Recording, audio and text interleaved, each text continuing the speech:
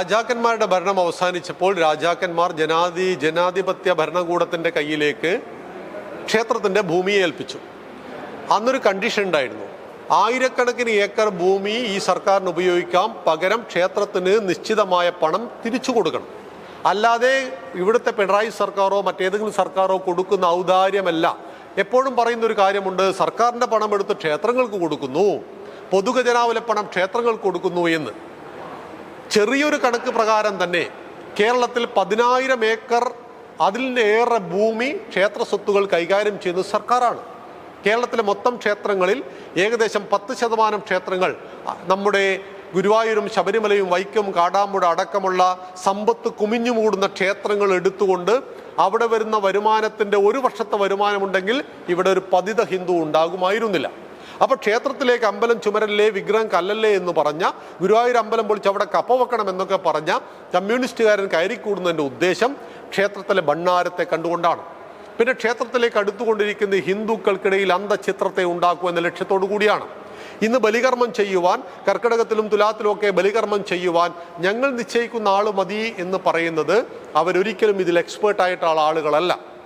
ഇന്ന് ദേവസ്വം ബോർഡിൻ്റെ ജീവനക്കാരിൽ ബഹുഭൂരിപക്ഷവും ദൈവമില്ല എന്ന് വിശ്വസിക്കുന്നവരാണ്.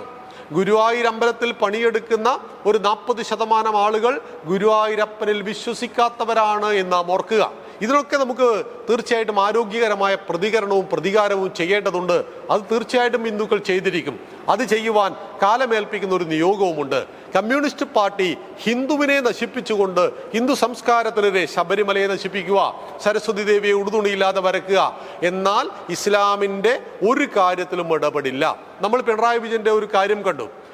SNDPയുടെ പരിപാടിക്ക് വന്നിട്ട് ഒരു പ്രാർത്ഥന നടത്തുമ്പോൾ വെള്ളാപ്പള്ളി നടേശൻ സാർ അടക്കമുള്ള ആളുകൾ എഴുന്നേറ്റ് നിന്നു. ഈ സമയത്ത് വേദിയിലുള്ള മുഖ്യമന്ത്രി കടന്നപ്പള്ളി രാമേന്ദ്രൻ എന്ന മന്ത്രി എഴുന്നേൽക്കുമ്പോൾ സമ്മതിച്ചതുമില്ല. അതായത് ഹിന്ദുവിൻ്റെ പ്രാർത്ഥന ചൊല്ലുമ്പോൾ നിങ്ങൾ എഴുന്നേറ്റ് നിൽക്കേണ്ട എന്ന് പറഞ്ഞ ഇതേ മുഖ്യമന്ത്രി വയനാട്ടിൽ പോയിട്ട് ബാങ്ക് വിളി നടക്കുന്ന സമയത്ത് പ്രസംഗം നിർത്തി എല്ലാവരെയും എഴുന്നേറ്റ് നിൽപ്പിച്ചു എന്നതും 2 വീഡിയോകളും നമ്മുടെ മുന്നിലുണ്ട് എന്ന കാര്യം മനസ്സിലാക്കുക. അപ്പോൾ ഇവിടെ പച്ചയായിട്ട് ഇസ്ലാമിക പ്രീണനം നടത്തി ദേവസ്വം ബോർഡ് എന്ന സംവിധാനത്തിലൂടെ ഹിന്ദുക്കളെ കൊള്ളയടിക്കുന്നു. നമ്മുടെ ഭണ്ണാരം മാത്രമാണ് ലക്ഷ്യം. പക്ഷേ ഇതെല്ലാം മാറ്റിമറിക്കുന്ന പുതിയൊരു സംവിധാനം കൂടി നമുക്ക് വരുന്നു. പക്ഷേ ഹിന്ദുക്കളായി നമ്മൾ ഓർക്കുക, ദേവസ്വം ബോർഡിൻ്റെ ഭണ്ണാരത്തിൽ പണം നമ്മൾ ഇടേണ്ടതുണ്ടോ? ഗുരുവായൂരപ്പൻ്റെ ഭണ്ണാരത്തിൽ നാം പണമിടേണ്ട ഒരാവശ്യവുമില്ല. ഗുരുവായൂരപ്പനെ തൊഴുത് നമസ്കരിക്കുക എന്ന് നാം അറിയുക.